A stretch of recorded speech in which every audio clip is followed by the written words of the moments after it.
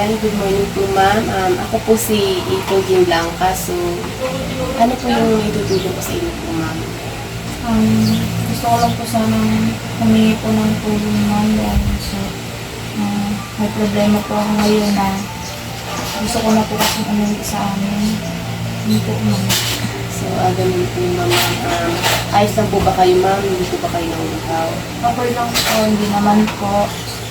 So, bago po tayo mag-proceed ma'am, gusto ko lang po ipaalam sa inyo na ito pong mapag-uusapan natin ngayon is confidentiality po ito, which is hindi po na may malalaman ng iba without your consent po. So, handa po akong makinig kung ano man po yung sasabihin nyo. So, magtatanong lang po ako ma'am kung ng konting information about po sa inyo. So, ito po yung papel na ito is naglalaman po ito ng information about po sa inyo. So, magtatanong po ako, ano po yung pangalan niyo po ma'am? I am Joanna po. Joanna. Ilang taon na po kayo ma'am? 20 po. Nag-aaral pa po ba kayo ma'am? Opo. So, yan. Dito, saan po kayo nakatira ma'am? Sa Santa Lourdes po. Okay po. So, first time niyo po ba magpa-counseling po ma'am? Opo. So, bago po tayo mag-proceed, pwede ko po bang malaman yung buong kwento ng problema niyo po na naranasan ngayon? Ganito po kasi yan, ma'am. Nag-aaral po ako ngayon. Tapos po, may mga naging kaibigan po ako na nabibisyo po sila. Naging kaibigan ko po sila.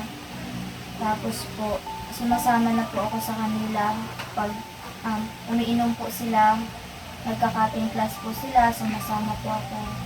Tapos, hindi na po ako halos nakakauwi sa bahay namin. Tatlong araw po bago po ako nakakauwi. Dahil nga po, yun nga po, puro lang po kami inom, napwatsa po ng mga kaibigan ko. Tapos po, minsan po madaling araw na rin po ako nakakauwi sa amin. Hanggang to the point po na pinalayas na po ako ni mama. Ang gusto ko po sana mama mangyari is gusto ko na po kasing umuwi pero natatakot po ako dahil hindi ko po alam dahil galit po sila mama sa akin, hindi ko po alam yung gagawin ko. Clarification ko lang po din sa problema niyo pinalayas po kayo ng parents niyo and then gusto niyo na pong umuwi kaso nga po pinalayas po kayo kasi nga po yun na parang napabarkada kayo, dinalulong kayo sa ganito, sa alak, kaya yun. Ngayon, gusto niyo nang umuwi. So, ano po ba yung gusto niyo po mangyari, ma'am? Gusto ko na po kasi umuwi sa bahay namin, ma'am. Gusto ko po sanang makausap sila mama, pero natatakot po ako. Ano po bang dapat kong gawin, ma'am, para po makauwi po ako sa amin? Sinubukan niyo po bang kontakin, or sinubukan po ba kayong hanapin ng parents niyo po, ma'am? Opo, pero nung una po kasi nung hinanap po nila ako, hindi po ako sumama kasi mas pinili ko po yung mga kaibigan ko. Sa kanila po ako sumama dahil nga po nalulong po ako sa pagbibisyo po, pag-iinom po, kaya hindi po ako nakauwi. Ngayon po, gusto ko na pong umuwi sa amin. So, yun po, ma'am.